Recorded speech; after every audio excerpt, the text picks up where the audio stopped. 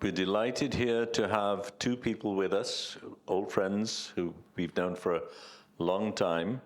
Diwas Raja Kc, who will be joining online, and NayanTara Gurung Kakshapati, who is here now but will be with us for the coming days, but is someone we've worked with for a very, very long time. She has a little announcement to make, which I'll talk about a little bit later, and I have a little announcement to make, but we'll talk about both as we go along. Let's talk about the medium itself.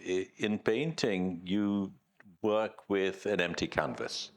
You add things to it based on your imagination or what you see or what you observe. It's an additive process.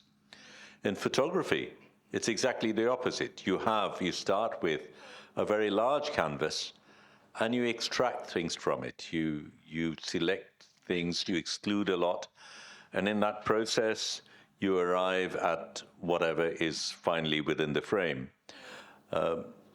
In archives, you have a combination of both. You begin with what exists, a very large object, but you perhaps put it into something that is empty, a box, a room, a building, the receptacle on which it is put in, and that begins with a blank.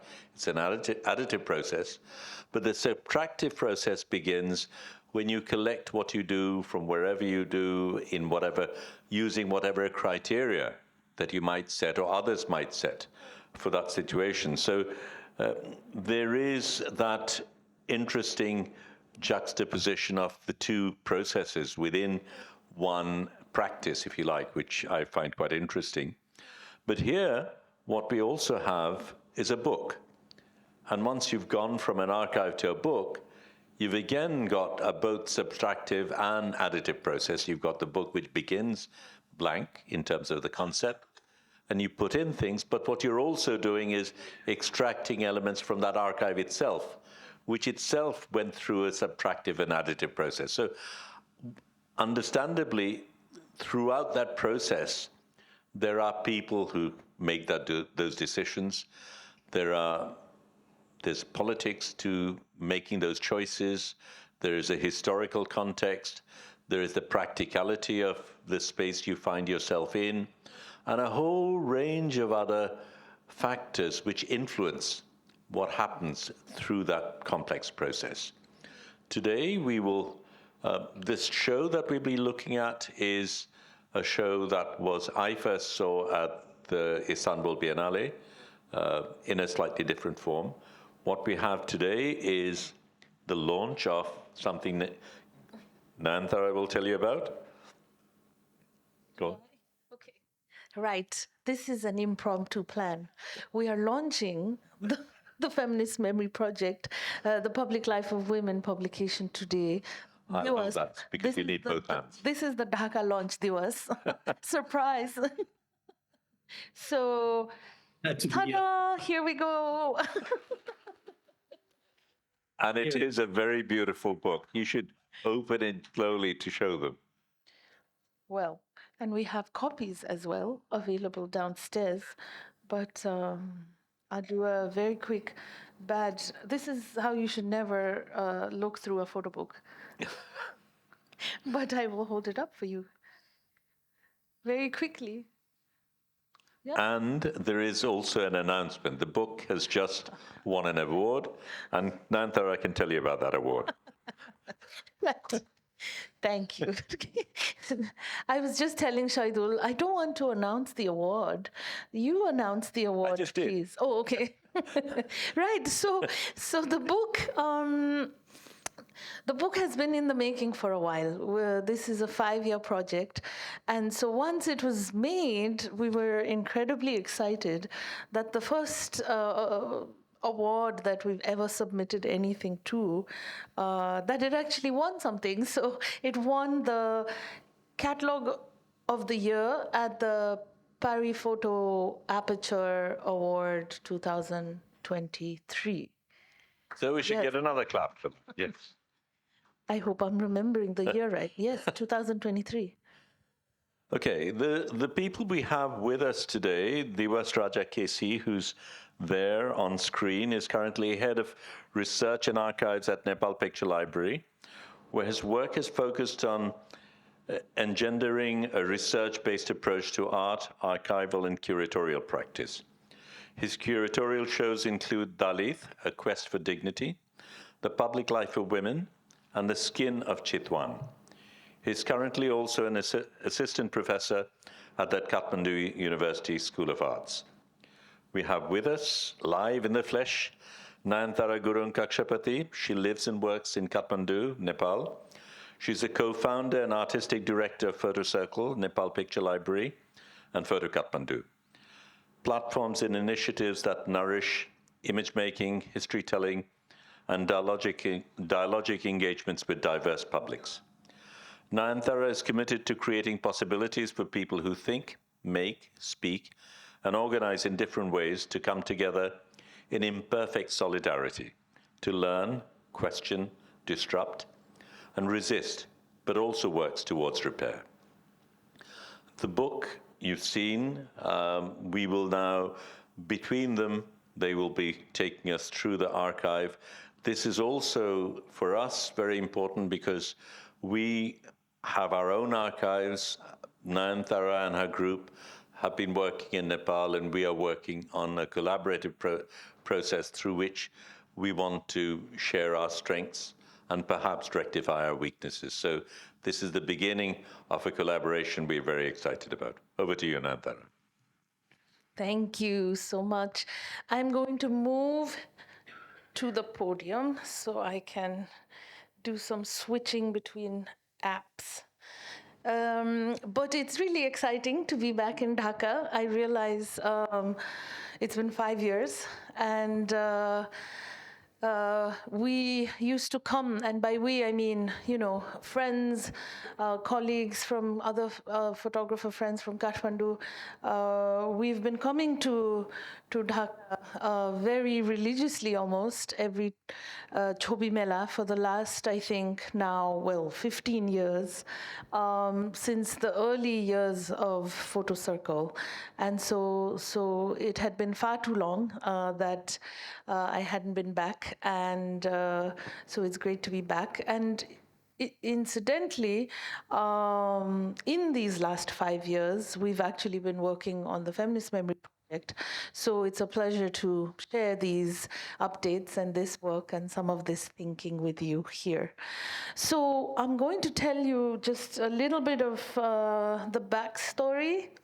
Some of you might already have been to Kathmandu already. I see many familiar faces.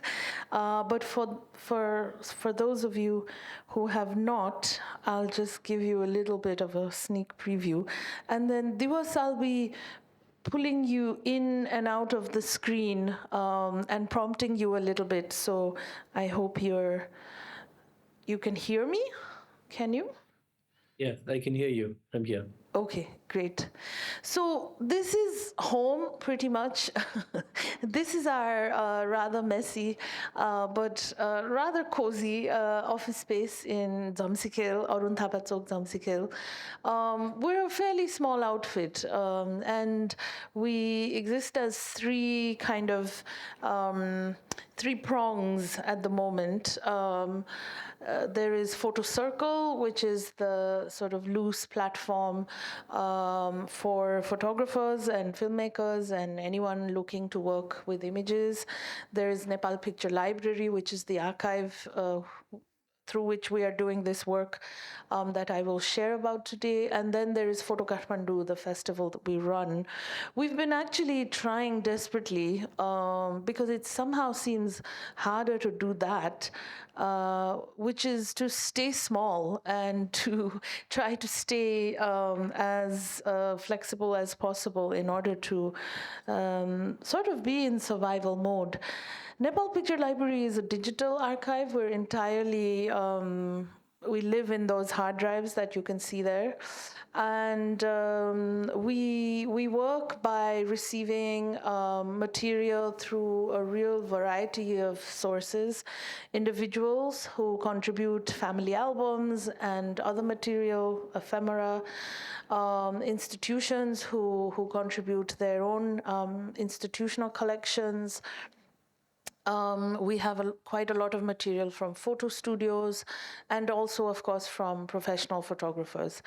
And the archive started in 2011 formally, and Diwas joined us 2016, which is when we began actually rethinking the way we work. And I think what I will share today is a reflection of now the direction in which we feel more comfortable moving forward, and we're more interested to sort of move in these ways. In the early years, we would accept collections, and as many of you know, because I'm sure many of you work with images and with archives, it's difficult to take decisions sometimes about what to say yes to and what to say no to in terms of material coming into an archive. And so, but in the early years, we were, as one is, excited, and we also felt a certain sense of urgency because some of the contributors who were coming to us were getting old, they were losing material, they were beginning to forget things. So even in terms of memory, the reliability of their memory, they themselves were not too sure about. So we were trying to work at this speed where, we have to scan 2,000 images this month, which is, of course, impossible to do properly. But it took a few years for us to sort of get into, find a stride.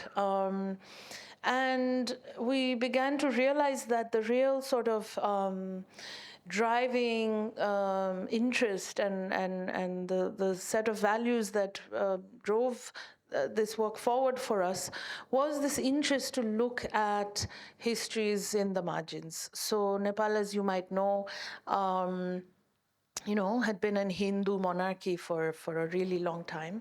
And 2006 is when a 10-year civil war ended.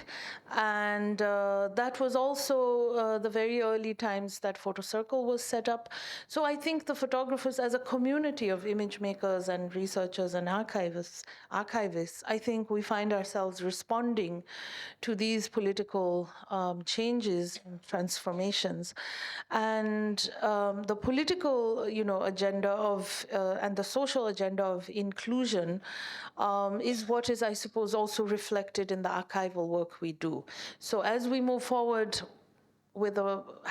for a more inclusive future on the political, social, cultural levels, we also want to look at our past, and we want to dig up everybody's past, and not just the past of the powerful and the aristocratic and the monarchy.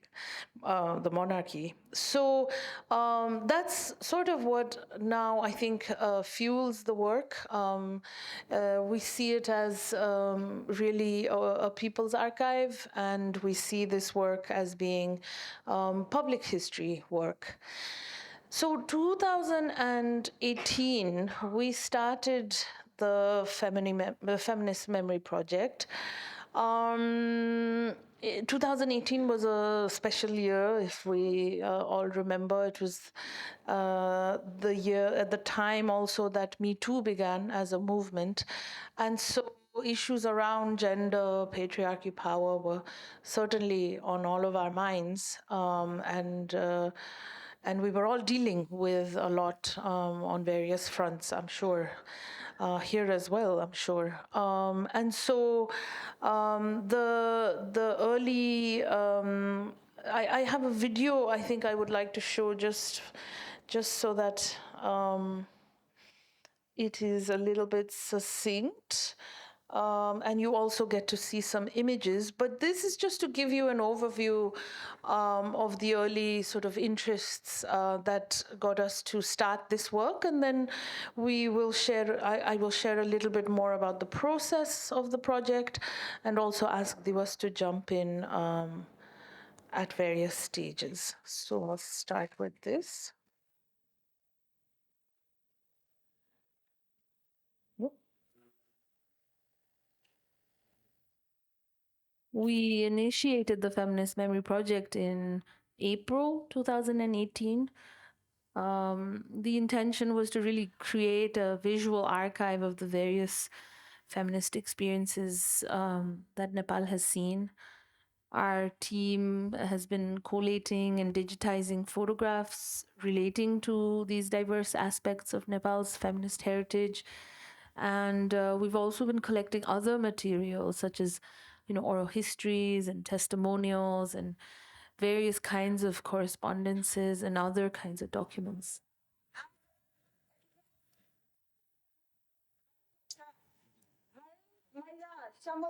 The goal is eventually to make all this material available to scholars and researchers and curators, but also to educators and, of course, to public users as well. When we look at this material, it's really a reminder, that the champions of Nepali feminism are really not limited to just the articulate few whom we get the opportunity to read or the few faces that we see in the media. The Feminist Memory Project has really begun to, I think, visibilize hundreds of other women across political, economic, and social spectrum who have broken so many boundaries and fought so many brave fights, some of which they have won and many that they still continue to fight. The lives that these women have lived, they really make us think about how different women have chosen to engage with feminism in different ways, really.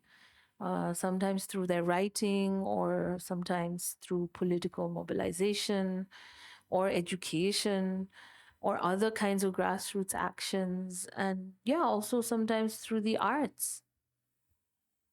I feel like this project has opened up so much research potential. There's so much more we need to find and document. I mean, we understand archives to be repositories of knowledge, but the more we archive, the more we realize that there's so much knowledge that surrounds these collections that we really don't have. Sometimes, yeah, it really feels like we could be working on this for the rest of our lives.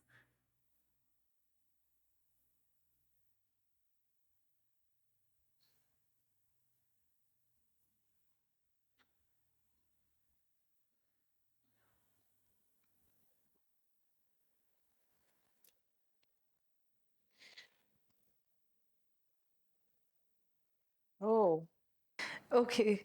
So, like I was saying in this video, I think the idea of doing history work through visuals, through photography, is something that for us feels, for me feels, coming from more contemporary photography work and thinking about the future as being more and more visual and culture being more and more visual, it feels like, how can we not be doing history work visually?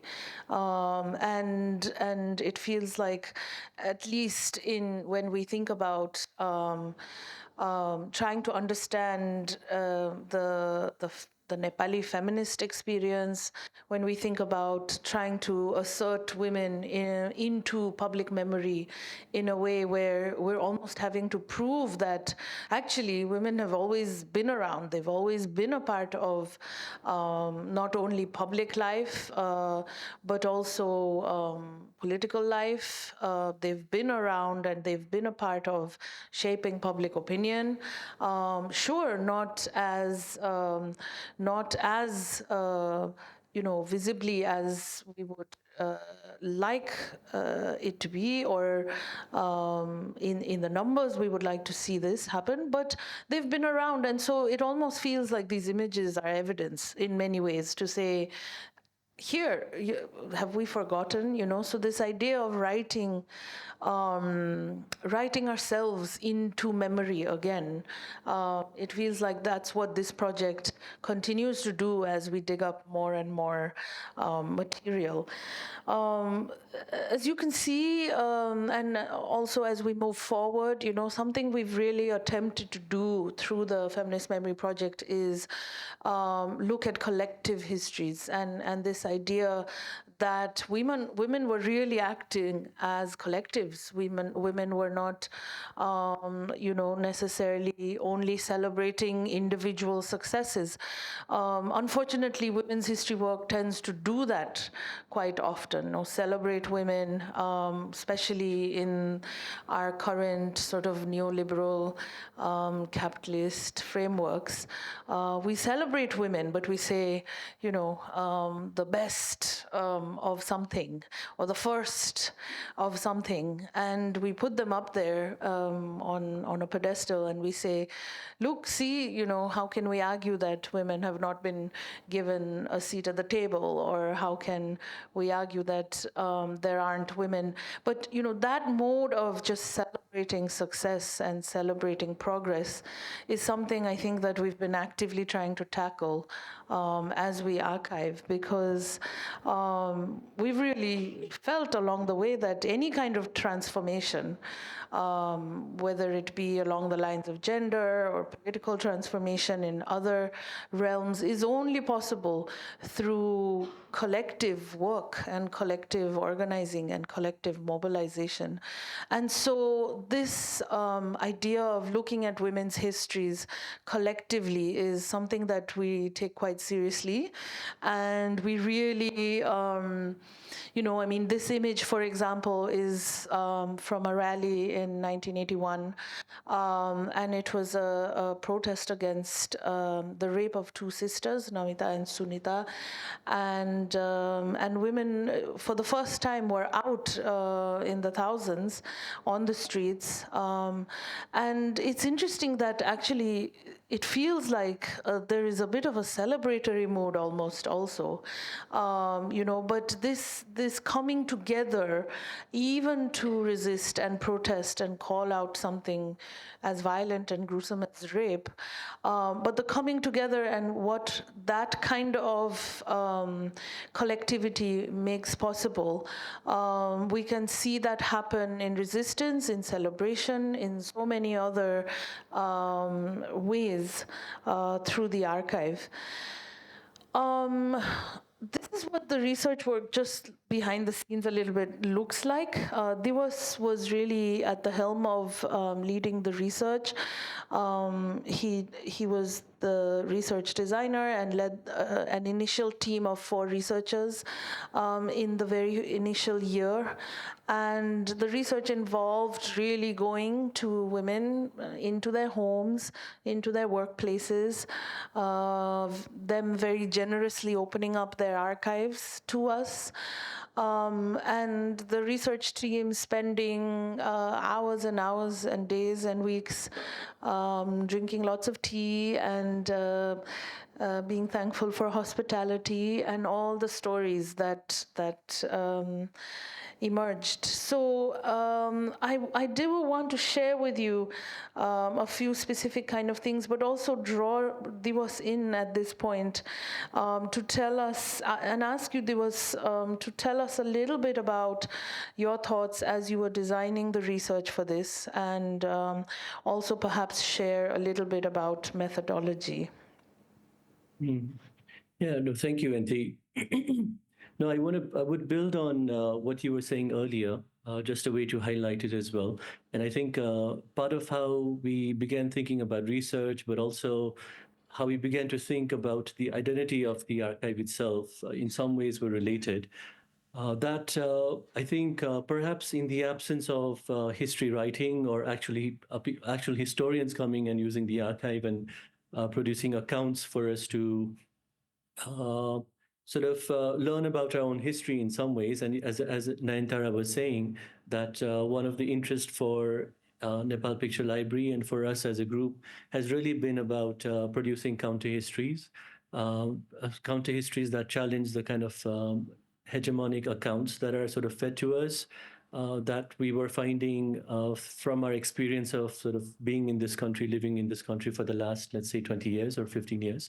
So that being sort of prime for us, I think what had begun to happen for us was we began to think of our work as not necessarily in terms of producing history, I would say, as much as perhaps a kind of a civic action, perhaps more about how we may, as archivists, participate in building and transforming collective and public memory. And I think, and that's, I think, our fidelity so far, I think, since this work and even early on, has really been to that. And the exhibition making, which becomes a really key part of how we work, has also really is related to that, how we began to imagine ourselves as partaking in sort of shaping a public memory. And I think I would like to connect this to what Shahidul was saying earlier. I really liked how Shahidul was talking about the work of photographer having something to do with the work of a curator as well. And the work of the archivist also somehow related to that work of curating, selecting, so forth. So I think the framing has been a little bit around curating, exhibition making, and then doing research for an output of that nature, like an exhibition, even before a book. Definitely not a written book. Our book is a photo book. Which means that the kind of the techniques that we were applying for even during research, how we think about what to collect, how to present stories, so forth, has in some ways been curatorial, and the choices have been about juxtapositions, really sort of thinking about the qualities of images, both in terms of iconicity as well as what NayanTara was also highlighting earlier, which is really about how photographs make things present, or they index people and events and things, and how we can really sort of use that indexical aspect or quality of images to build this archive and tell this history. So I think that's been at the core of it. I think in terms of methodology, there were a lot of sort of different strategies and tactics that were applied to build this archive and to create this work. Photo elicitation being one of them, understanding what kind of responses photos generate among people, and listening to those stories has been really key to how the project was built.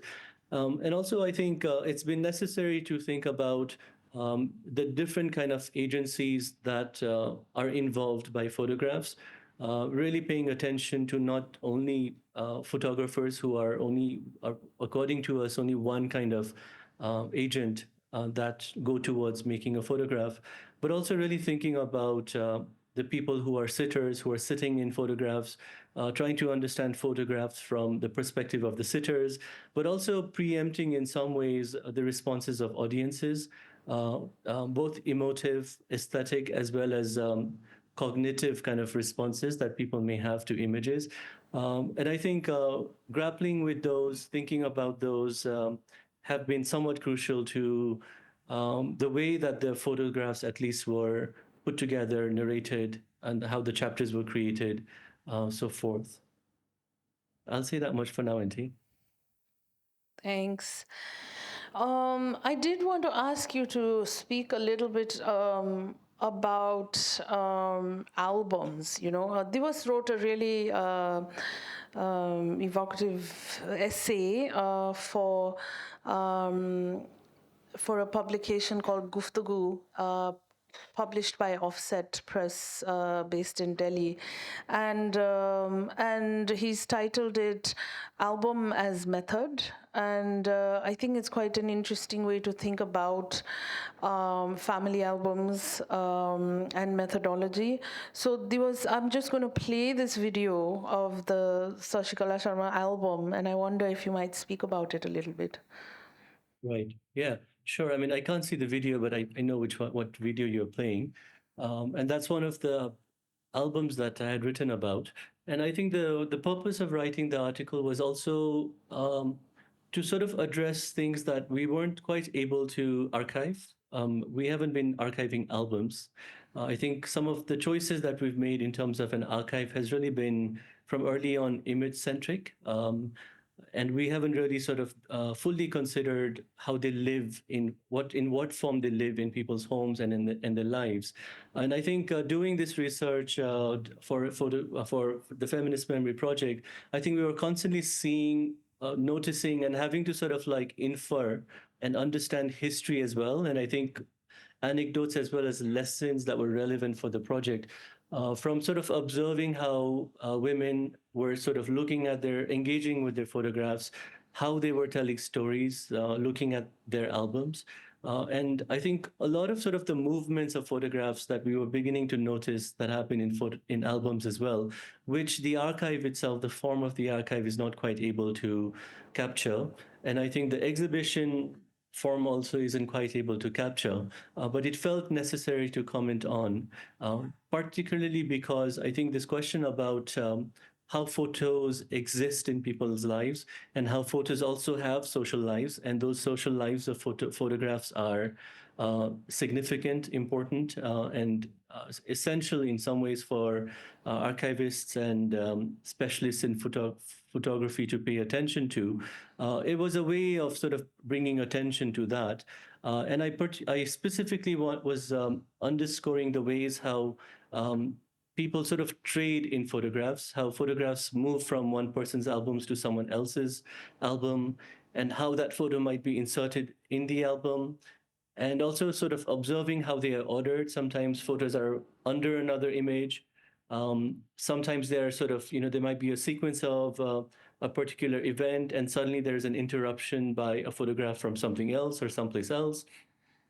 And also, I think what you also notice is sometimes a correlation, but the coexistence of pictures of domestic and private nature and pictures of public nature, including sort of commercial images, postcards. But I think one that became relevant for me, especially because of the prominence of the communist movement in Nepal and of the communist movement to the feminist movement here, just the circulation and the keeping as sort of some kind of heritage or heirloom of images of, Marx and Lenin and Mao, who would sort of like interrupt and intervene the narration in a way. When you're looking at the albums, they're telling their lives through the album, and there are sort of these moments of interjection through the images of, Marx, Mao, so forth. So those were like very interesting for me to notice and pay attention to while doing this work. So the article, in a way, was trying to make something of that.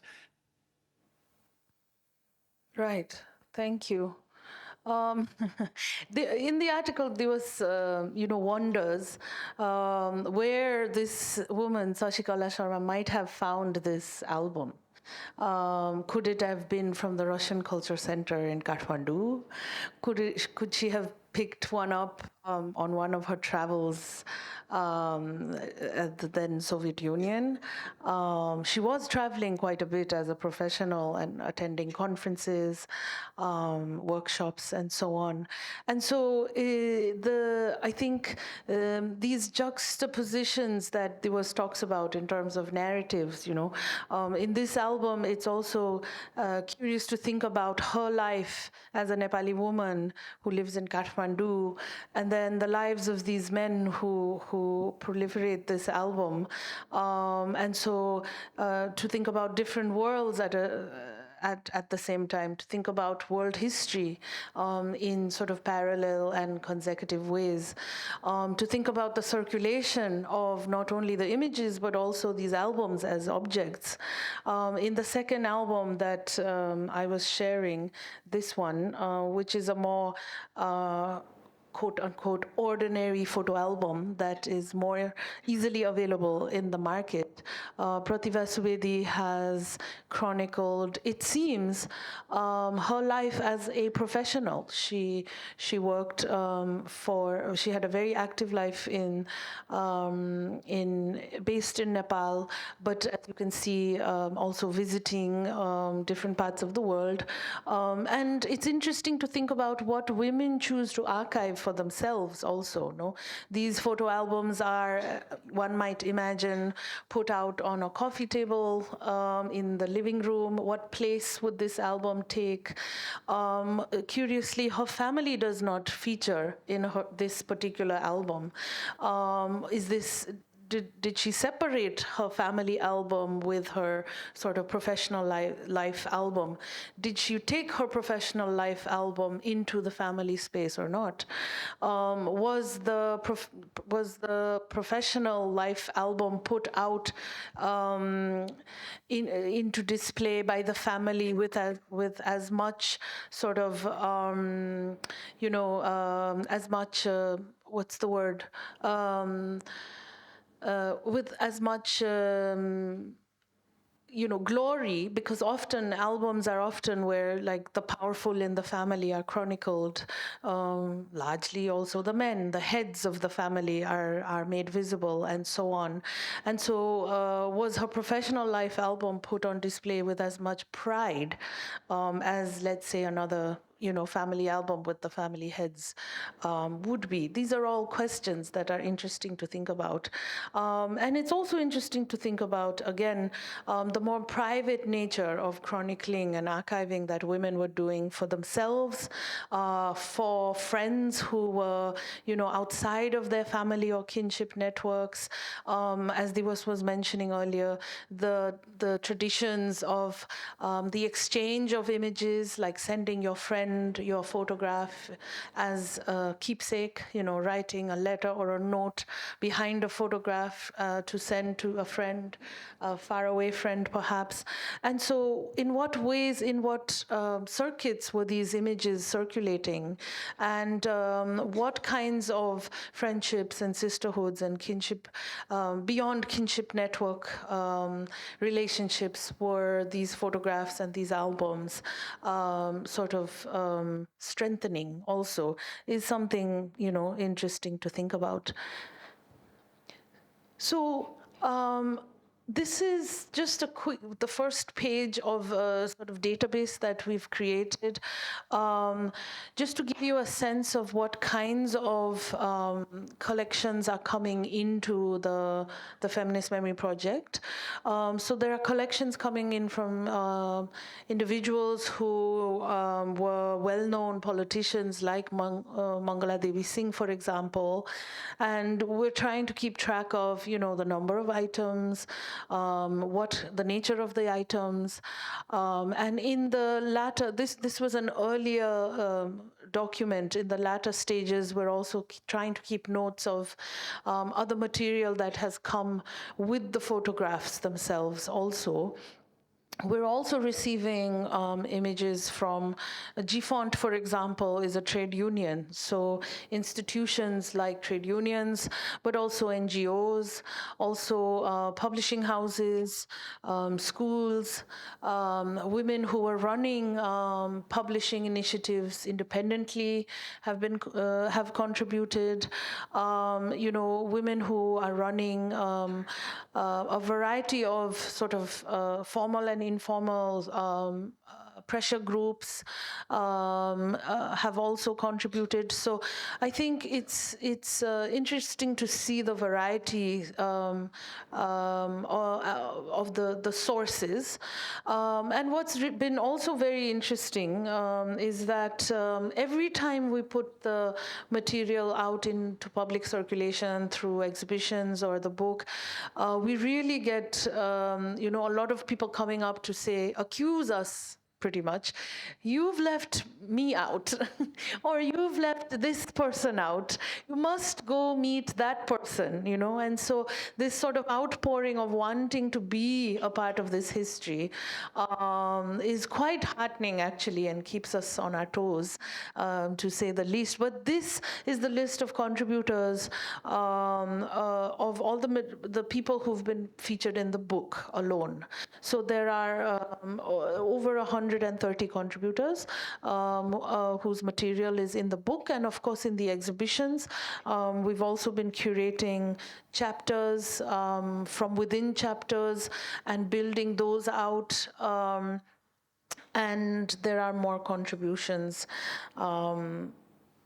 in those forms as well. So I thought I'd just share a little bit about some of these images. And Diwas, I want you to jump in and speak a little bit about this particular image as well.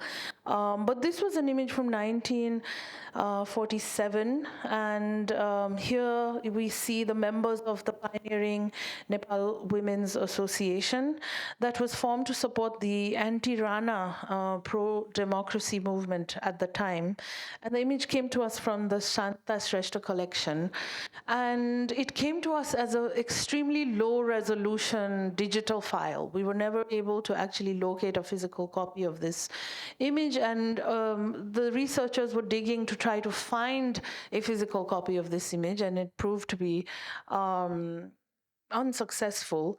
And I know that you've been thinking about circulation quite a bit, and I wonder if you might speak about this particular image and how it has been circulating and the currency that it has been generating in a way to give the movement some steam also, and the role that the image itself has played in the larger movement. Yeah. No, interestingly, coincidentally, there was a gentleman in the office today who had heard about our project, had seen the book, and came to visit because apparently he's been keeping these news clippings of news about women for like years, decades. And so he brought one of his files to show, like, look at all these news clippings I have. Maybe that'll be useful for you guys. And it was super interesting because actually this particular photograph you're talking about, there's like tens of articles in his collection that feature this particular image, all in sort of low res, poor quality. But I think what my what we were talking about in terms of the circulation of this particular image being important for the feminist movement, but also how widely it's circulated. So it was really good to actually see that. And now we have all these news clippings that feature this particular image as well.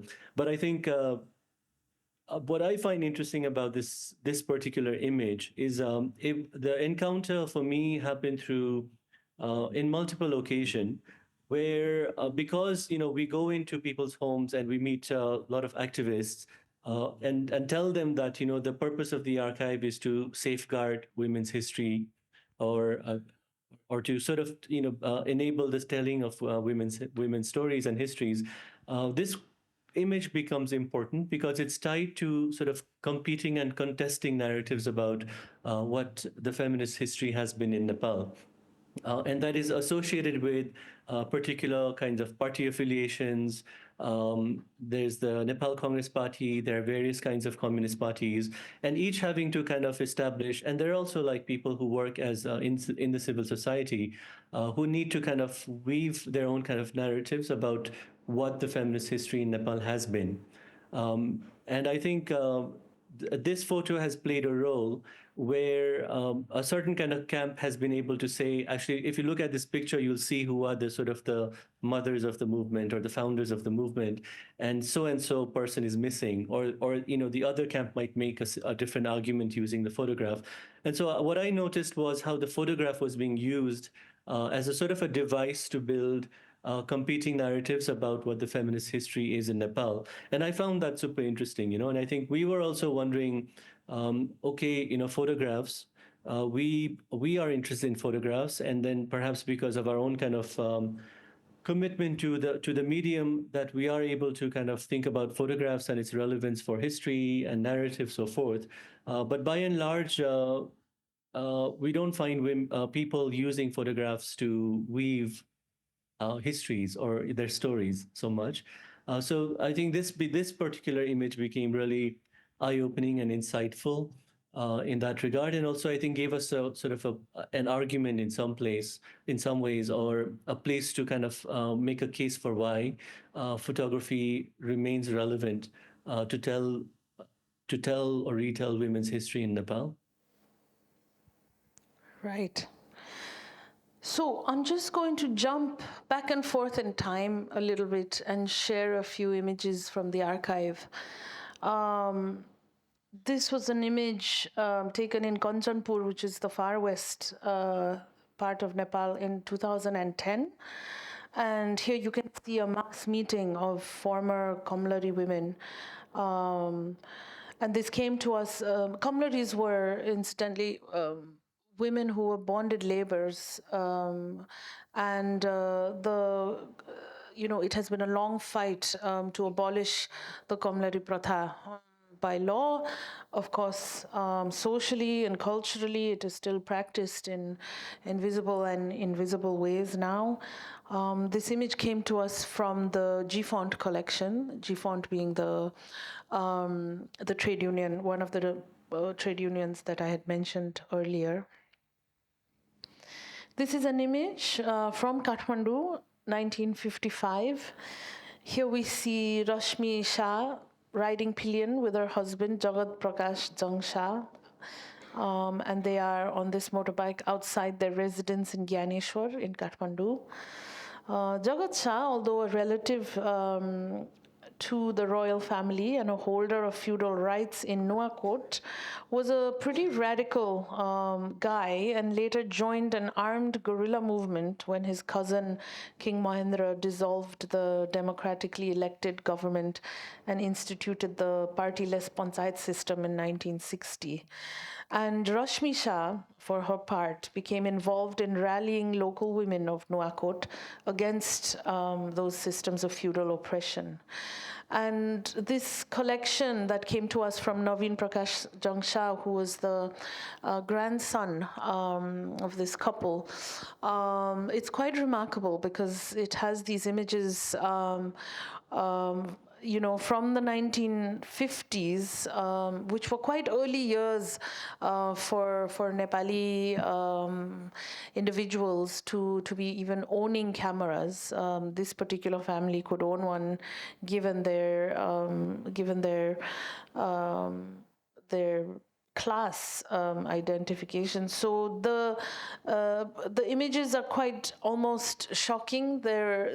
She's this remarkably independent woman, dressing often very boldly for her time, and jumping pillion on bikes, and giving her husband a big hug very publicly, and wearing beautiful makeup and looking extremely beautiful and confident. This came to us from the Saraswati Rai collection, known as Mechiki Didi. Saraswati Rai campaigned for girls' education in Ilam through the 1950s.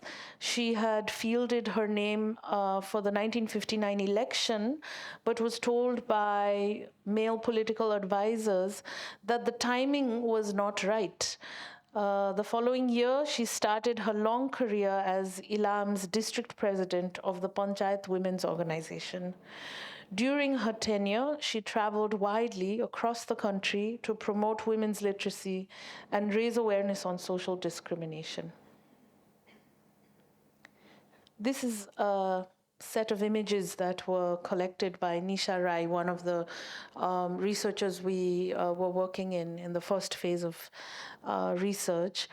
And the photographs of these Tharu women come from Karzahi, which is a village in Dang in the far west part of Nepal. And these women had been part of leading a peasants' revolt in 1980 against local landlords.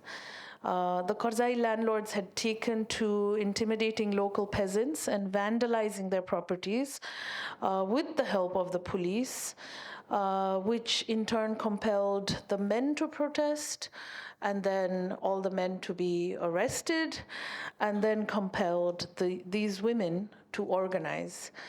When Nisha went and met these women, the women themselves had not met again as a full group of 13 for many, many years. And so it was, I think, quite an emotional meeting, and they sang some songs that they still remembered, it seems, from all those years ago. And so we do have some of this audio material in the archive as well. This is an image from 1981 from Makwanpur in Nepal. This woman at the mic is the labor activist Bishnu Oza addressing an assembly of workers at Bhutan Devi Secondary School. Their demands at the time included maternity leave, equal wage for equal work, and the declaration of Women's Day as a national holiday. So today, in Nepal, is celebrating a national holiday. Happy Women's Day, by the way. And it came to us from the Bishnu Oza collection.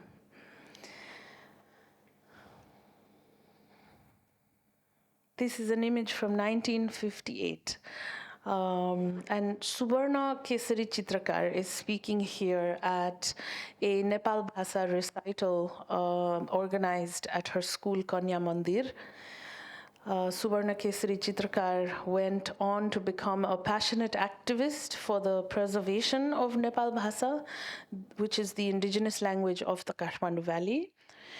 The language was undergoing a revival in the 1950s, but was vigorously suppressed in the Panchayat period under King Mahendra's plan to institute a one nation, one language policy. And this has come to us from the Subarna Kesari Chitrakar collection. I love this image in the archive. It's super vibrant, and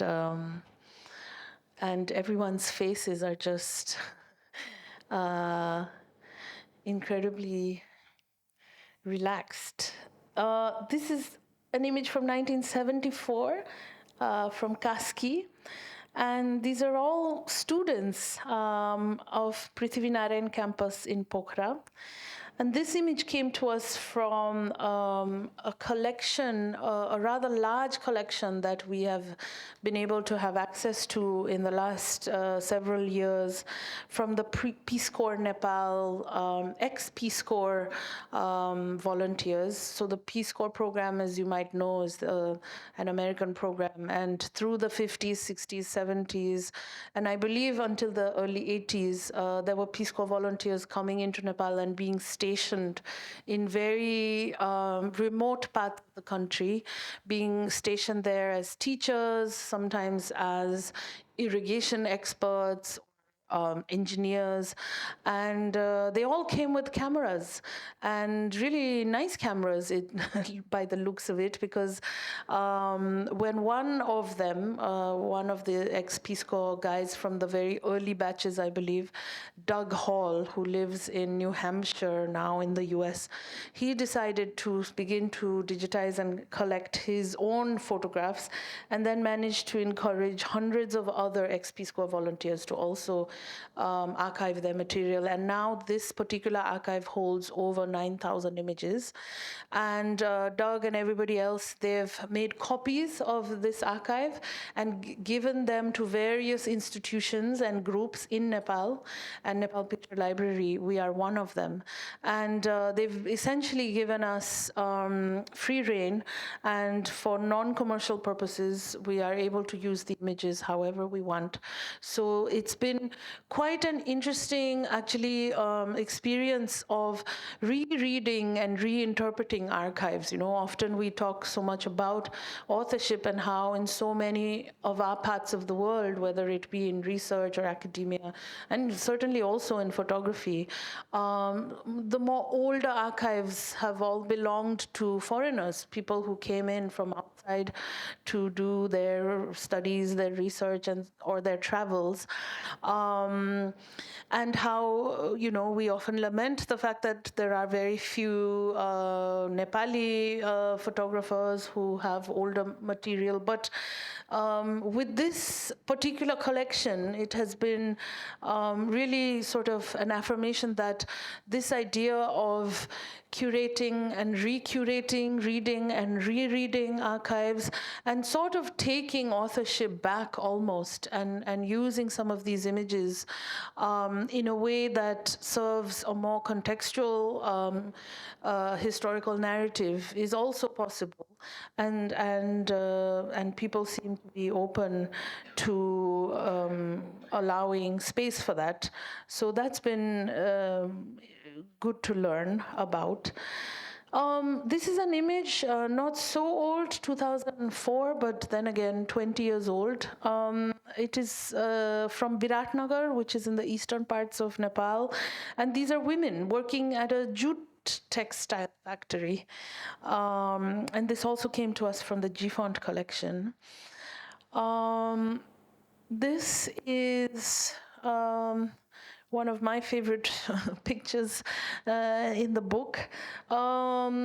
This is 1976 in Lomjung, Nepal, and the images from the Sumitra Manandar Gurung collection. And Sumitra Manandar Gurung was a political geographer who, and this is the time when she was doing her MA in geography from Tribhuvan University. And at the time, the program required students to do extensive field work, but also then go back to their site of field work for 2 years after they graduated. So this was a requirement. And this program was called the National Development Service. And Sumitra Manandar Gurung was the first batch of women to join this postgraduate program at Tribhuvan University. And, with Sumitra Manandar ji, we have a lot of oral history material as well, because we were able to dedicate about 3 months of time of a researcher to interview her and go through quite a bit of her archive. But this is one of the hardest jobs, as we all know, as so many of us do work with archives, is this year and next year and the year after that, we're dedicating quite a bit of our resources at Nepal Picture Library also to do annotation work. So the archive at the moment has over 160,000 images, but a very small percentage, I would say under 8 to 10% of that material has been annotated fully. And so I think this year the plan is that Diwas will build an army of annotators, and we will begin to go from one collection to another and really dedicate time and resources to be doing that kind of work. So the title actually comes from the first exhibition that was curated, The Public Life of Women, and the idea that, women have used publicness as a strategy almost in this project of liberation. It was quite powerful then to take that idea and install it out in very public spaces. And we try to do this as often as we can in Kathmandu, but also the plan for this year and next year is to travel with this exhibition across Nepal as a traveling exhibition. The work has also entered different kinds of spaces. This was at the India Art Fair, and so for us it was a real experiment, entering a sort of commercial art market kind of a space.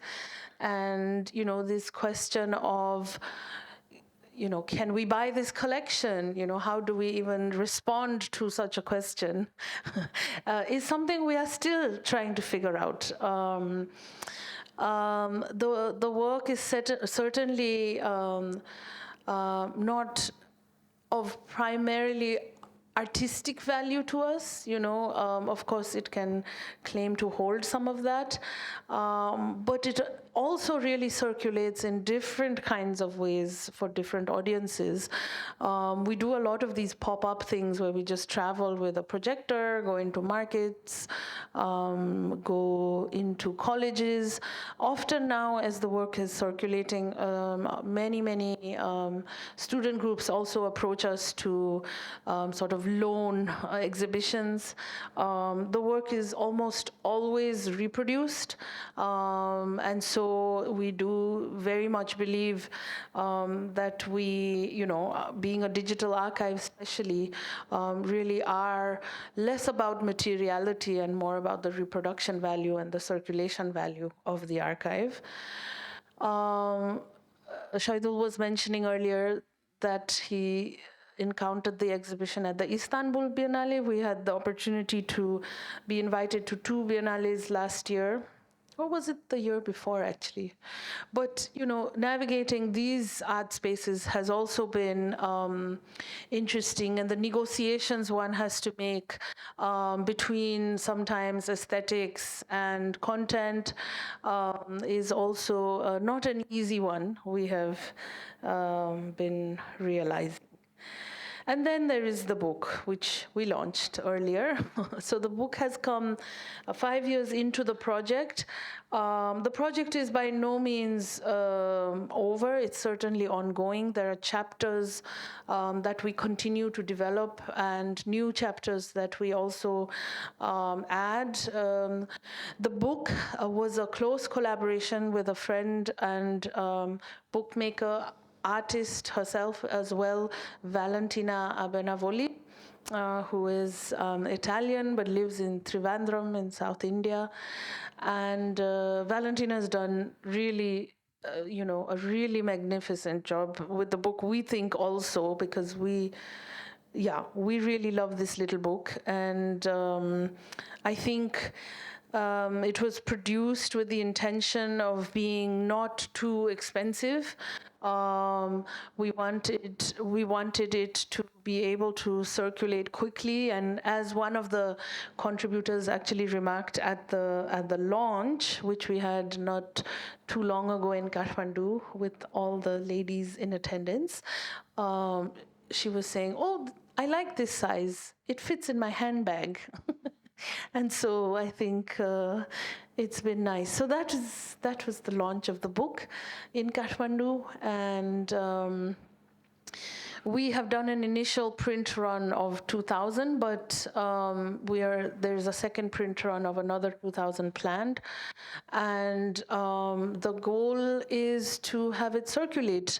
So, I think as a book, as an exhibition, I think I'm personally also really interested to try to find these different mediums to build more currency for this history, and to build more of this intergenerational sort of exchange of not only experience and knowledge, but certainly also of intergenerational solidarity, because I think with social media and with sort of a new, and I say this with a lot of love, a new sort of woke culture that can sometimes be a little unforgiving of language use of, and certain generational politics also. How do we create bridges within movement spaces that are truly intersectional and intergenerational? It's hard. It's not easy. But I think when something like this enters a sort of public circulation, it's something that I think older women have certainly been responding to, but also younger women, and coming at this history a little bit disarmed, potentially. But for the final word, I would like to draw Diwas back in, because between us also, we keep going back and forth about whether this project is just a celebration or a celebratory project, or whether we are looking at history critically as well. Not everything that this movement achieves is necessarily not requiring critique. And so, finding this balance of where to go with this work now. Diwas, I wonder if you might weigh in, because I know you have very particular thoughts around ideas and language and thoughts of progress, for example, and how this work speaks to that or also challenges these ideas. Yeah.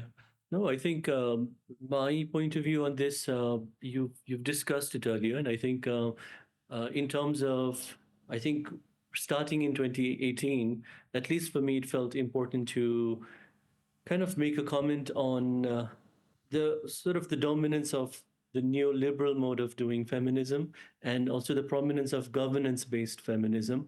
I think in 2018 that felt crucial to somehow counteract.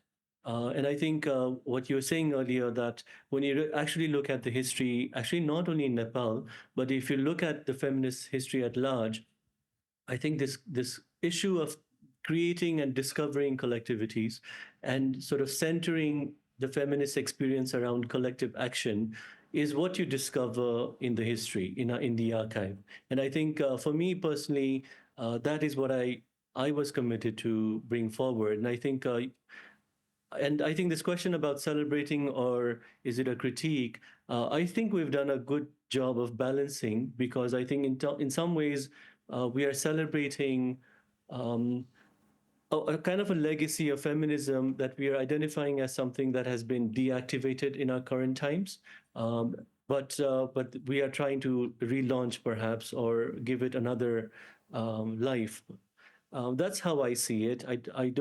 I don't necessarily think of it in terms of celebrating or not celebrating, but I think a critique.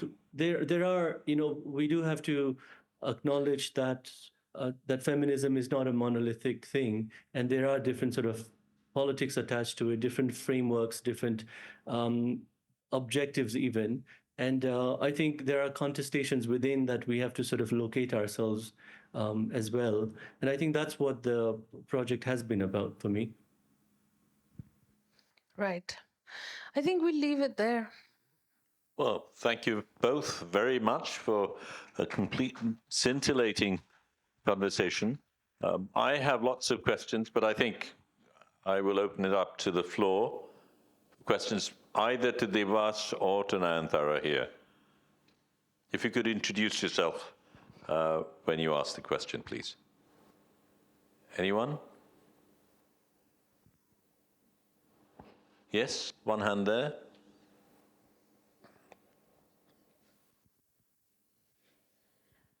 Hi, I'm Afia Famida Rahman. I'm currently working as a software engineer at Optimizely. So it's great to see how you are providing an opportunity for women to share their own stories on a public medium. Absolutely love it.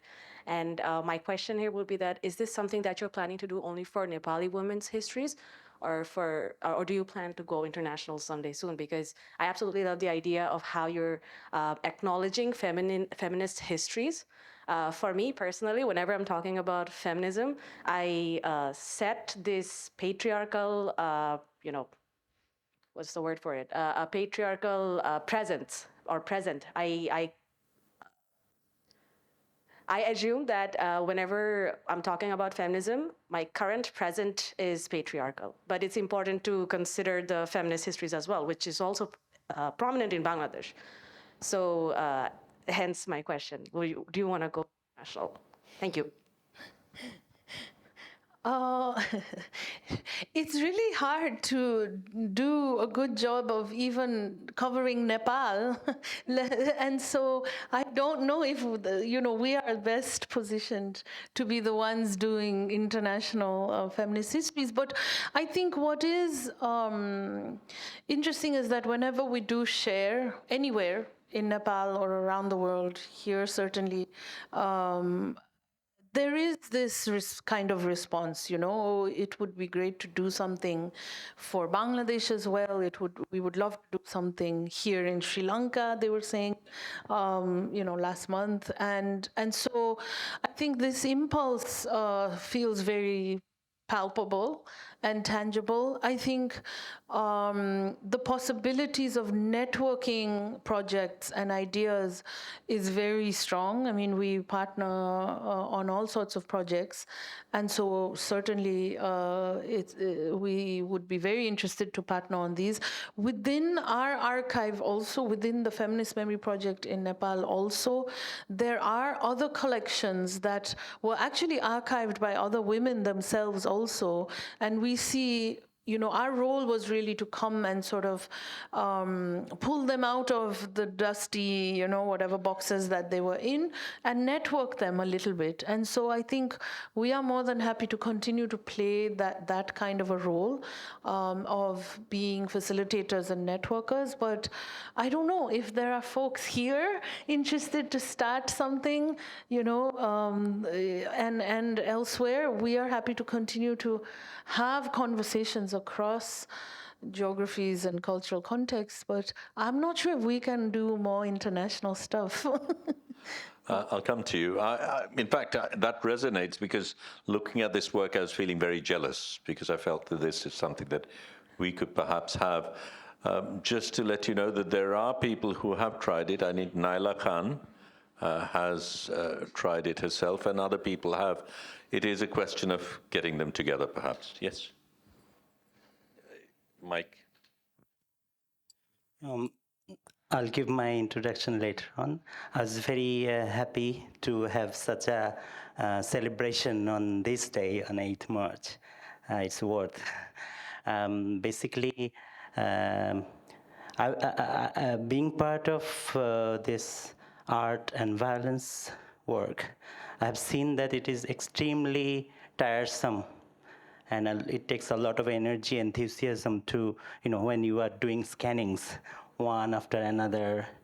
But at the same time, I think to ensure the criticalities, there is a lot of dealings from written history to visual history, and then ultimately making it also critical oral history related to those materials, photographs and things. So how actually do you ensure that the one narrative versus the counter narrative and then the other narratives, so that we can gradually reach out to facilitate the truths and more just and backgrounds to those materials? And how do you preserve this? Because we could see, one thing was nice, of course, the other sides of photographs, all the sets of photographs that you were archiving with the signatures, with the notes and everything, and especially the library.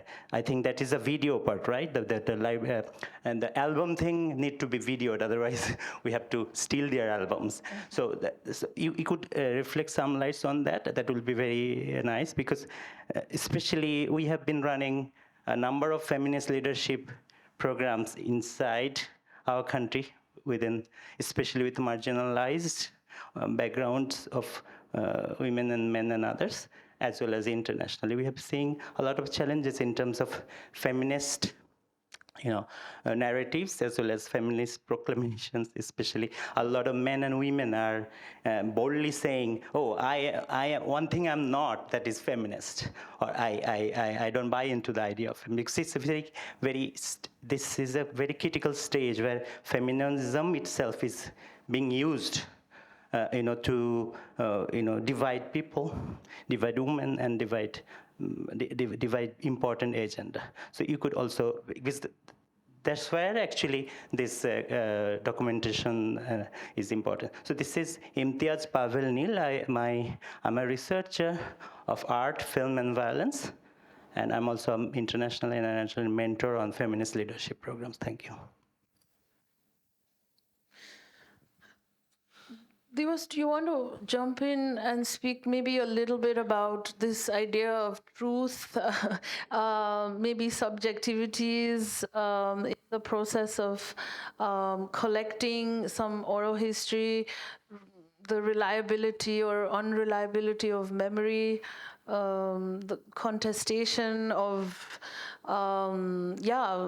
what an individual might remember about a same photograph versus what another individual might remember about that. I know that you've had a lot more direct conversations with women who have contributed.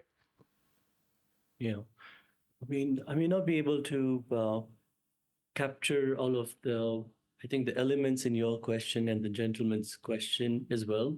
I think, yeah, I mean, I think it's first, I think, important to notice that we, including ourselves, and I think people who are contributing to this collection, they have a stake in furthering particular kinds of narrative as well. And I think they do use the affordances of the archive to do that too. And I think we're finding ourselves in a situation where, and I think especially in the absence of evidence, let's say, or fact checking often, especially when things aren't written about, documented, we can't quite fact check. And a lot of the sort of the oral histories allow that actually to not be the last sort of word on as a sort of a document of evidence, but as a record nonetheless. So we've taken some license there. But I think we did find ourselves sometimes in difficulty about what some women were claiming about, in fact, their roles, what their sort of histories were. And then we've had situations where someone else have come and then contested it, and then we have to rectify it in the archive and sort of in the caption writing, so forth as well. But I think how I would sort of approach this is in terms of our own subjectivity. I think it's been important for ourselves as archivists, and I think maybe at that point we're not fully working as an archivist, maybe not even fully as a historian. I think I would relate it to what NayanTara was saying earlier about sort of being players in collective, in sort of in the formation of public memory.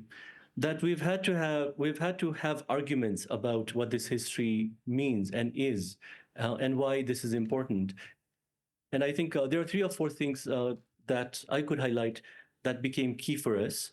One is the publicness. And I think that was based on sort of the way that a lot of women were telling their life stories and their experience to us, where there would always be in their life histories a point, and a really dramatic point, a sort of a life-changing moment, which would always be narrated in terms of stepping out or kind of becoming public.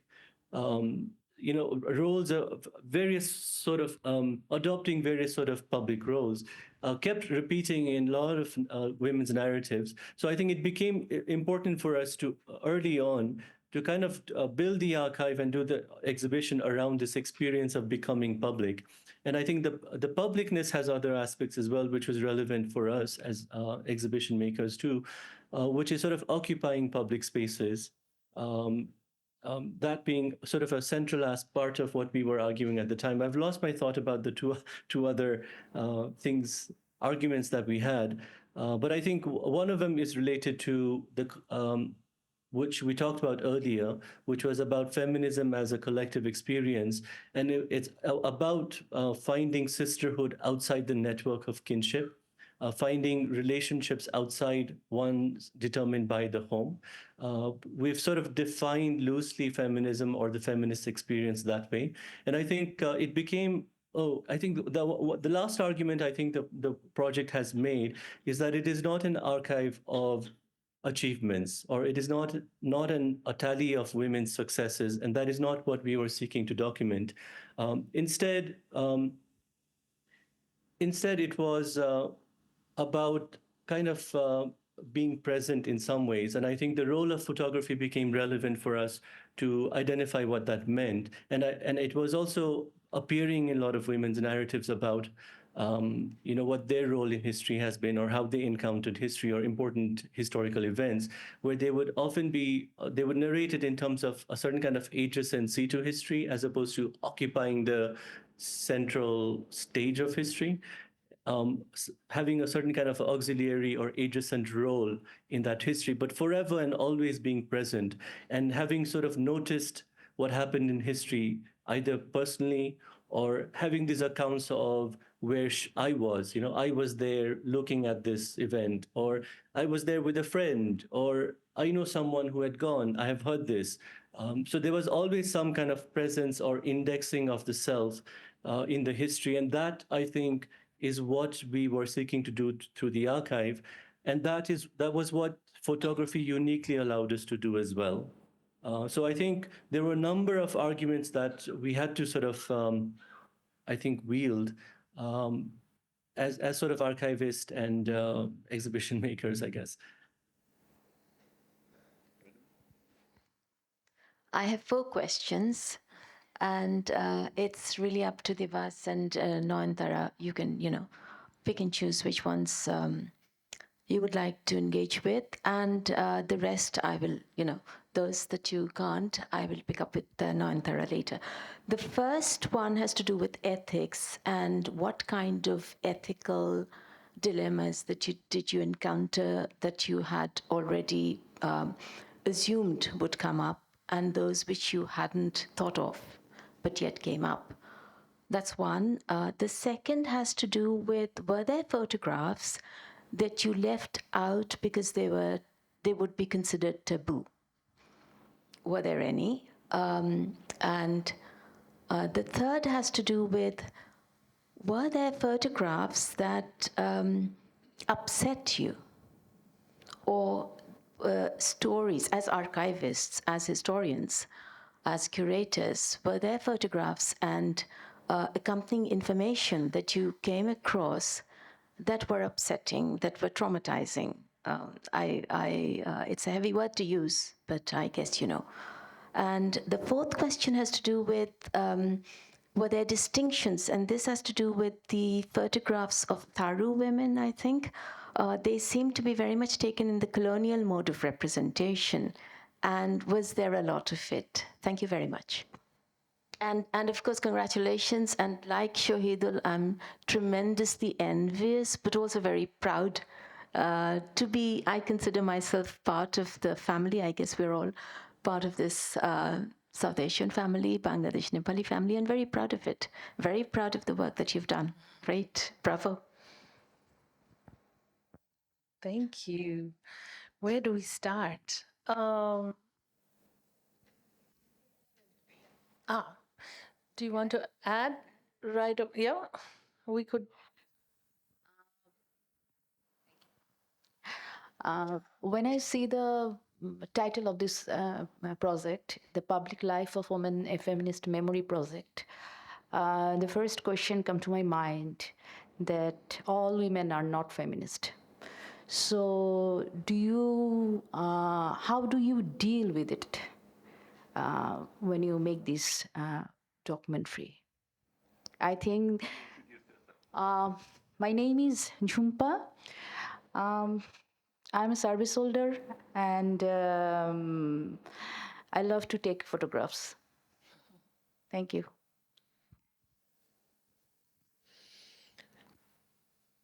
Do you want me to go? Yeah. No, just from Renuma's set, a few things that just come to mind is, in terms of taboos, remember that magazine cover, Diwas, where the writer was smiling? Tell us about that a little bit, because she apparently decided to choose this particular image to put it on the cover, where she has a very big smile on, because it was taboo to smile so gleefully, especially on the cover of a magazine. But tell us more, Diwas. Oh, no, it was taboo for women to smile in public. Otherwise, you would be identified as a Loose prostitute. woman. was something that a very famous Nepali writer had written, and so there was a convention among Nepali women who appear in public and have their photographs taken that they do not smile. They only smile in their private sort of photographs. But for magazines and for public appearances, you do not don a smile, or that's what it was about. And I think for the cover image at the time, she wanted to, she smiled for the camera for the magazine cover, and it became a sort of a rebellious. That's how she narrates the stories. That was her big moment of rebelling. Do you remember the exact year? It was the 60s, 70s, No, it wasn't that long ago. It was late 80s. even earlier. I mean, early even, 90s. yeah. But the magazine cultures, because we've been in an autocratic kind of rule, Nepal actually hasn't had a vibrant public sphere. We did not have magazines, we did not have newspapers, other than what was run by the state. So I think that because of the absence of a public sphere in Nepal, the late 80s and early 90s became a sort of a moment of springing, where a lot of new magazines appeared. Right. I suppose another thing, in response to your question also of sort of who is a feminist, and who is not, self-identified or assigned labels. There is a particular group who we have been in conversation with on and off. They are an NGO, and they are a collective of sex workers, and they are, fighting for as rights to livelihood, talking about sex work as a feminist issue, was and is still, it seems, quite a taboo thing, in the feminist landscape. Quite a few women's organizations choose not to openly identify with this particular NGO and so on. I'm sure this is a shared experience across not only our region, but many other parts of the world too. And so I think this particular group we are really keen to work with, and to try to bring their history and their archives into their material into this project as well.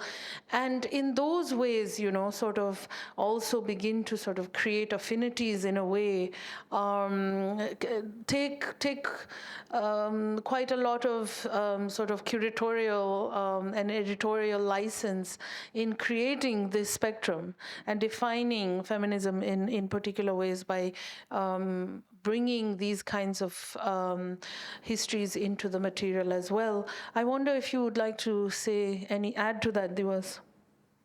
No, I think in the book, what we have tried to do is we've used the word feminist quite willfully in some ways. And in fact, we've avoided using the word women or woman quite very liberally. And I think we've made a distinction between those two categories. One, I think, because the book and the project and the archive is so much about a particular kind of experience and people who have had that experience, that it is an archive about an experience. Then that experience is what we've identified as feminist. And I think people who have had that experience is in some ways feminist for us. And we've taken a certain kind of, I think, maybe innovative or license perhaps, that the archive itself isn't based on material that is generated by the official feminist movement of Nepal. You'll find that a lot of the materials come from other spaces, not just domestic spaces, which are not necessarily feminist spaces, but social movements that are not feminist necessarily. For instance, the labor movement archive became important for us. The peasant movement archive became important for us, that we were sort of looking in those spaces to build this archive. And we were not necessarily just turning to the official and the formal feminist movement to create this archive. And for us, I think for that, we've had to define what feminism and feminist experience was slightly differently. That allows us to accommodate other kinds of women who may not necessarily been part of the feminist movement, which tends to be predominantly captured by a certain kind of people of a certain class and urban spaces and caste as well. And I think creating this work in the present, and especially I think in the context of 2018 as well, I think taking intersectionality seriously, and I think needing to take creative measures to make sure that the archive that we build and the narratives that we build does address the desire for intersectional accounts. That was important for us. And I think we've allowed ourselves a certain kind of innovativeness in terms of what counts as the feminist archive and feminist to allow ourselves that. And I think I wanted to quickly address the Tharu women images as well. I think you're right to call it colonial. I think we identify it as state, photographs taken for state ID, or, you see it on your passport or your identity cards. But that mode actually of, that composition does come from not just actually a colonial mode, it's actually a criminal mode. It's a genre and a style and composition that was created to document and photograph criminals. And I find it interesting that states document their citizens in that kind of mode. So I think you're right to see connection in composition between the images that the Tharu women were giving to us, in which interestingly we think it's for their state IDs, but it's interesting to us that they're wearing their sort of indigenous clothes and not sort of the national, identifiers. So that to us is interesting, but nevertheless, we do think it was created for their documents. Right. Hi, NayanTara and Diwas. Congratulations. It's lovely to um, see this event not happening in Chobimala, happening in a normal scheduled time. I'm feeling very relaxed. I have 3 questions. One, I was thinking about when I looked at the book. It has some sort of grand narrative also in the title, though there are certain collections coming from particular kind of families or persons. And I was thinking about when you are building such a grand narrative, there are also moments of raptures. There are also moments of inconsistency. And there are also a lot of things, maybe like gaps, the gaps that you can't trace maybe through images. And how you were thinking about specifically when you have moved from the exhibition mood to the book, from page to page, how you were thinking about the idea of sequence, also in terms of time, also in terms of visual language. That's one thing. And I was also thinking, when you were showing the images, I was also thinking, is there any research who were behind the cameras? What is the percentage of people in terms of class? Because a lot of times when we look at archive, the notion of archive also has certain sense of relationship with power, and who has the ability to categorize, this goes to this section, this goes to that section. Where the question of class comes when you're thinking about the public life of women, because a lot of the archive also come from very private source of families. And the third question is also about, while I was looking at these images, it also reminded me, Shratul and Drik has done this amazing project long time back called Out of Focus, where Shratul has worked with this group of kids and given them camera and actually train them, and a lot of them now works in Drik, some of them works in different kind of medias, but what it also about building a new archive and also developing a different set of connections, people who will be not able to photograph themselves, the question of agency, who photograph whom. Too many questions.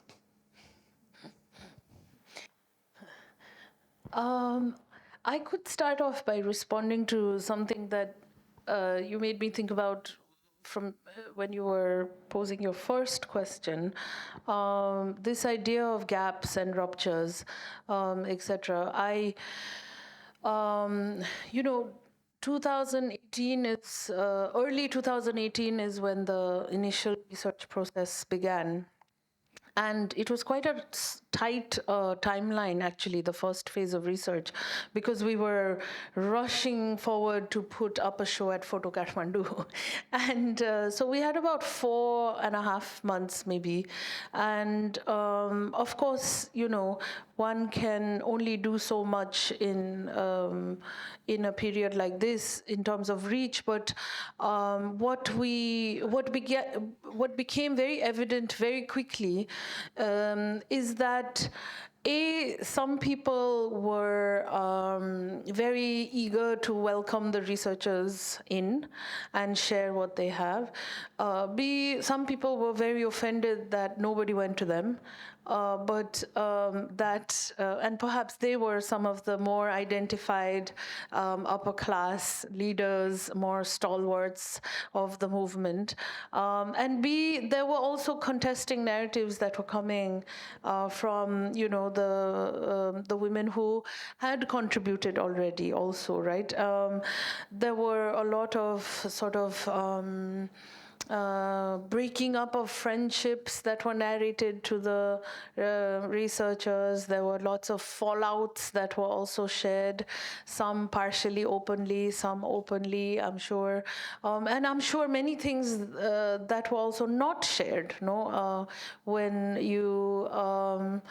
when you are part of a movement that has a history of 40, 50 years, a lot happens in these periods. And perhaps you don't remember some of this, perhaps you don't want to remember some of it also. There were institutions that broke apart, there were friendships and sisterhoods that broke apart for all sorts of reasons, interpersonal issues, funding issues, ego, politics, a whole variety of issues. And so after that initial exhibition and that initial phase of research, building off of some of the stories that we had been encountering, another friend and now colleague of mine, Prathma Raghavan, who is a mental health worker, a psychologist,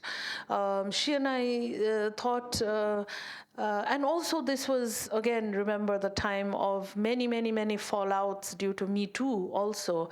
And so even our generation was experiencing these ruptures and these dissonances very directly and very much in the presence. And so really thinking about what it takes, what solidarity work really takes, right? And how one can be tactical and strategic about building solidarities, but how solidarity work is actually a very imperfect process. And so what is it? Is it about forgetting and forgiving? Is it about moving on? Is it about, okay, for the cause and for the movement, one continues to work together, talk to each other, continue to be present?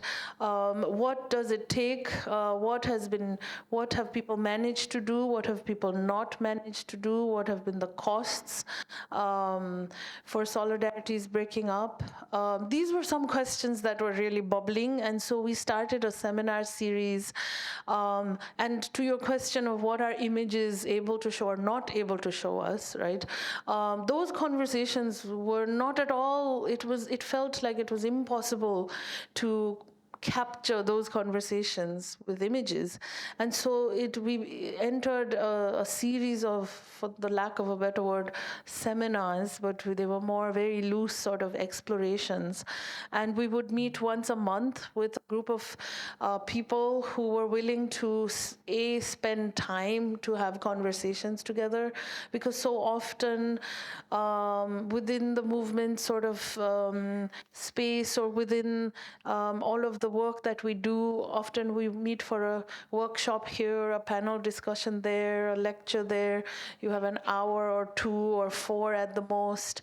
Where is the time and space to actually talk about the solidarities that broke apart, how to move forward, and so on and so forth. So we set off on this journey completely not knowing what these conversations would look like, how hard it would be to actually sit in a room with somebody who you had a huge fallout with 5 years ago, and we had some of those experiences. There was in 2008 a rape case that had initiated a very big 108-day sit-in or stand-in rather in front of the Prime Minister's office in Kathmandu called Occupy Balwatar.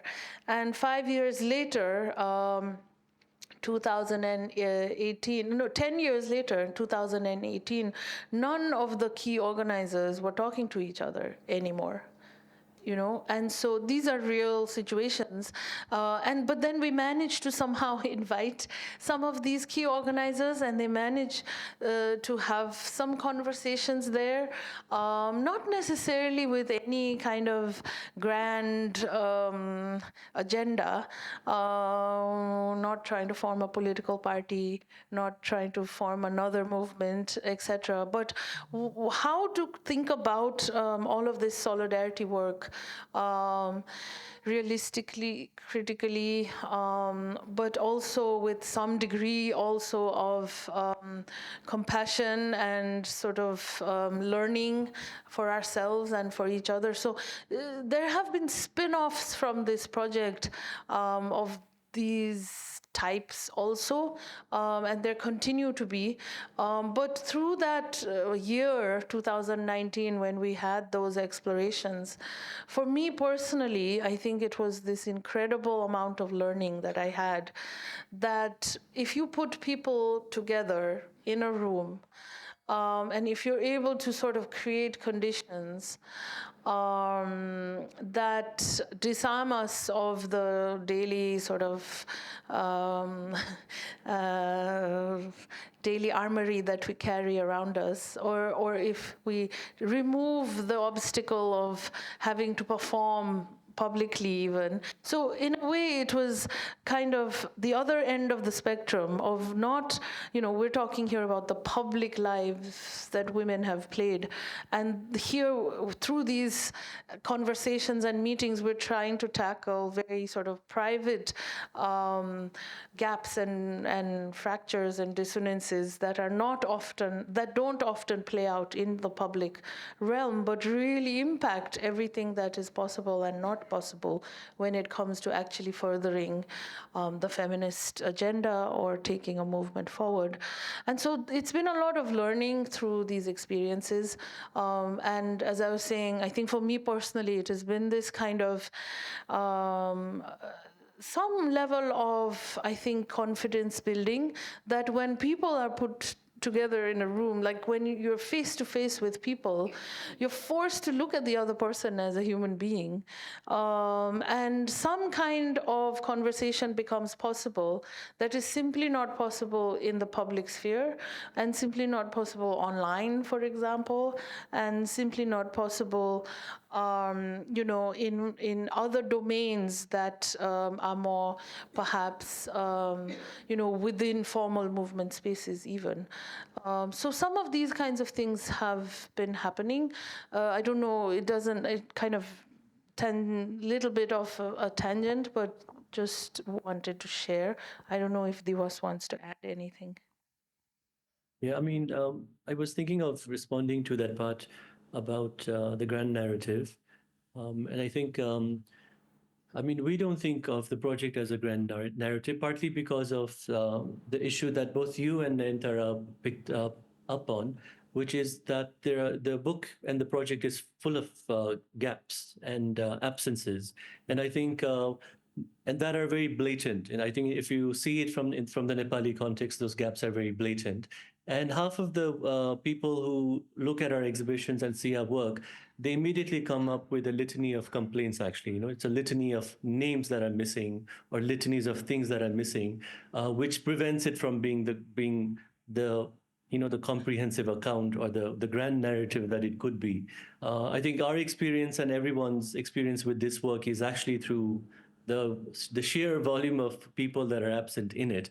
But I think what we have done as a as perhaps a sort of a curatorial and aesthetic strategy for the exhibition was to kind of work with crowding or work with volume was definitely part of how we thought of the exhibition. And partly because I think we were trying to work against this idea that when it comes to women's history or women's archive, we often think of it in terms of just the absence, or the loss of materials, or this history is not there, marginality, or actually just loss and absence is so fundamental to how we think of what women's history is. We wanted to work against that, and we have sort of identified a kind of archival source, which is sort of the everyday everyday photography, like everyday domestic albums, through which we would be able to, let's say, build this archive and tell this history. And the nature of that archive and the nature of that genre of photography is abundance. Like people have lot of photographs, and so we wanted to really wield that as a kind of like a strategy for the exhibition, that we wanted to create an experience for people that this was an exhibition about women's history that you will not be able to like watch you cannot look at all of it in one go. There's so many chapters in different places. There's so many narratives, so many specific single stories that the experience of attending this exhibition is exhaustion, and boredom as well, that there's just so much that you can't deal with how much there is. So that was definitely an effect that we were trying to go for. And we have tried to, I think, bring some of that. NT maybe can speak on this as well. Bring some of that into the book. And I think the strategy has been sort of through the crowding of images, cutting up, or perhaps like in the exhibition, we would use multiple photographs as collages, just to sort of create that volume of images. And we've applied some of that in the book as well. But obviously, as you identified, the book form is different than the walls, than an exhibition. And also, book has a sort of a propensity towards narrative that exhibitions don't have as much. So we've had to negotiate with those things. But yeah, I mean, NT, you want to add to that? That is self-consciously about including peasants, about including workers, about including images of bonded labor, and also opposed to corporate representations of feminism, women's rights, opposed to or countering government state-sponsored feminism. How could that be a grand narrative? I mean, conceptually, and also the images that I've seen, they don't lead to being any kind of grand narrative. And they've repeatedly said that it's an intersectional work, and also what they have shown us, the images that they have shown us. I mean, no grand narrative would have images of bonded labor. They would just leave that out. Thanks. I think when I use the term grand narrative, what I meant, the project, the moment you say public life of women and the Feminist Memory Project, it traces a very large kind of narrative rather than looking at specific cases. Or when you put that many cases together, it zooms out and you look at things from a larger perspective, that I meant.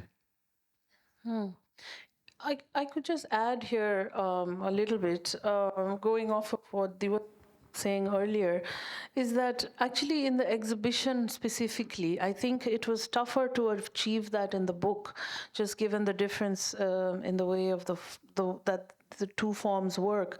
But in the exhibition, some things that we were trying to be very mindful of is to stay as anecdotal as possible. So actually not to build these linear narratives that connect, so that people actually can zoom in and zoom out. As Diwas was saying, this sense of, wow, there is actually so much in here, was an affect we were actually going for. No, we were trying to make a point to say that actually women have had a very long history, and women's participation in politics, women's participation in education, women who've been writers and publishers and shapers of public opinion have been around for a long time. Here is this plethora. So perhaps your reference to grand means that there's a lot. It feels big, large scale. And that is actually, as Diwas was saying, intentionally an affect we were trying to go for, but within that, people, we hope that when people encounter the exhibition, it feels like a lot, it hits them. But there is no hierarchy necessarily within that. There are clusters of images that we present each time, so that even one woman's life, we're not depicting only by one image necessarily. But there's always a cluster that gives you a bit of a tapestry, a sense of what her own individual history has also been.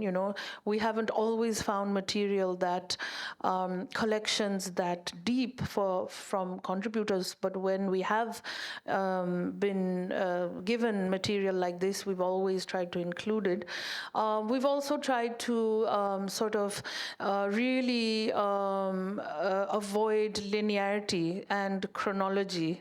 So really not thinking about chronological and linear time and history telling in that way. And so the possibility of people to come in and zoom in and out, as you were saying, is something that we really encourage people to do. I think depending on where we get to show the work, some of it becomes more possible than others. Sometimes in a gallery space, perhaps it's too crowded or it's too hot and you don't stick around for too long.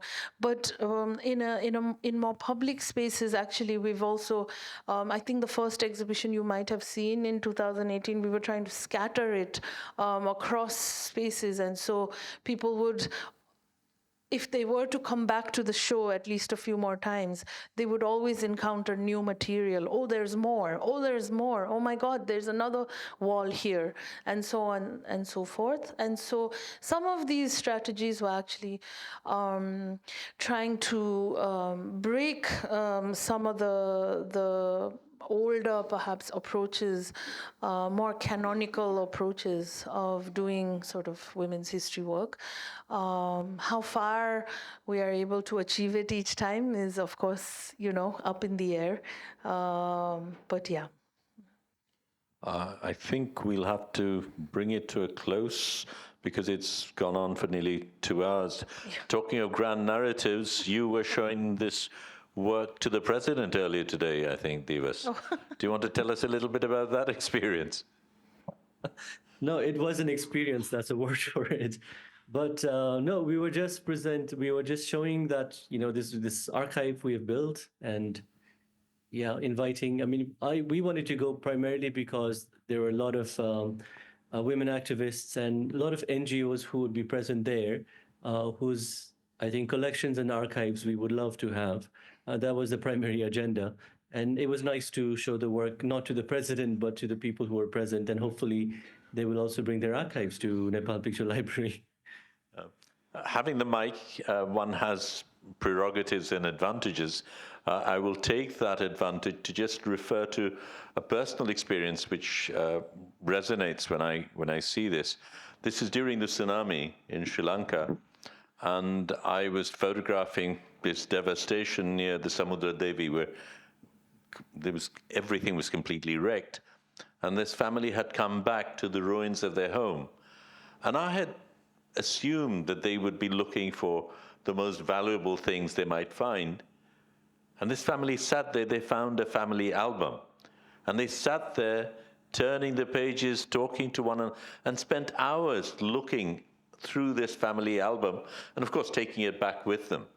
And that seemed to be the most valuable thing that they had found. And for me, that was very moving. But thank you again, both Diwas and NayanTara, and the audience, for interesting questions and staying engaged with us. I wanted to mention that. Thank you for bringing it up. Are they on sale? They are on sale. Excellent. Yes, please. Thank you. Thank you again, everyone. Thank you so much.